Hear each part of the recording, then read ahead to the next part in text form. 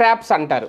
అంటే ఎవరినైనా లొంగ తీసుకోవడానికి ఒక అమ్మాయిని ఎరవేసి తన ద్వారా చేసే ప్రక్రియ హనీ ట్రాప్.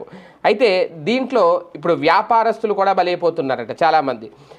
తాజాగా జరిగిన ఒక సంఘటన చూసుకుంటే కనుక ఎక్కడ జరిగింది అంటే, ఓ వ్యాపారి మీద ఒక వలవైతే విసిరింది ఒక అమ్మాయి. డబ్బు కోసం బెదిరించిన ప్రీ స్కూల్ ప్రిన్సిపాల్ అట.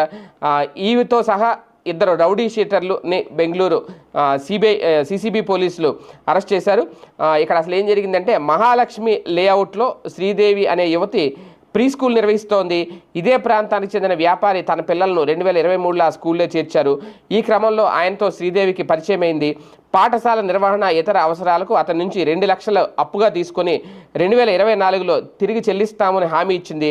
ఆ తర్వాత వారి మధ్య స్నేహం కాస్త ముందుకెళ్ళింది.